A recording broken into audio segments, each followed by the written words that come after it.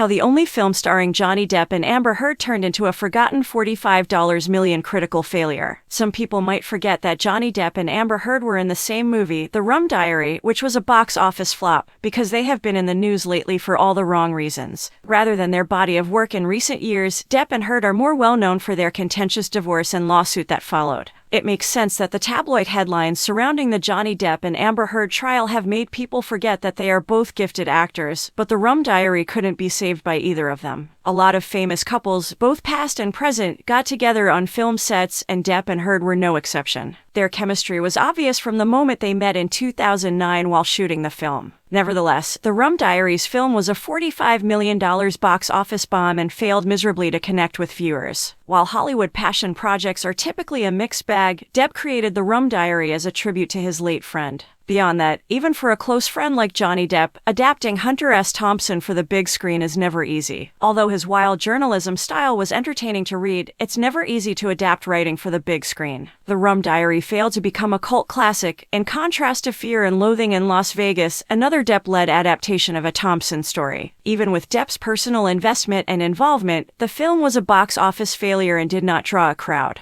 It lacked Thompson's signature tone and style, which elevated his work, and it was too bizarre and meandering. But even with Thompson's unique voice, it never would have connected with audiences. President of Film District Bob Burney said, "I think the whole Hunter thing attracts more of a cult audience at the time of the movie's release and subsequent box office bomb." Even though the film pays homage to Hunter and he and Johnny were best friends, Hunter is still a little too extreme for the general public. Reviews of The Rum Diary were, at best, mixed when it was released in 2011, and critics shared this sentiment with viewers. Even though Depp's obvious passion for the project was praised at the time by critics, the meandering and haphazardly presented source material proved too much to overcome. Some critics commended Depp for his acting, and Heard received some recognition as well, if primarily for her alluring and seductive appearance. Their chemistry and talent, however, were insufficient to make up for the film's dull pacing and peculiarly gloomy cinematography, as well as the critics' opinion that it lacked any real momentum. On Rotten Tomatoes, The Rum Diary currently has a 51% critics rating, although it's not the worst that a contentious film has ever received.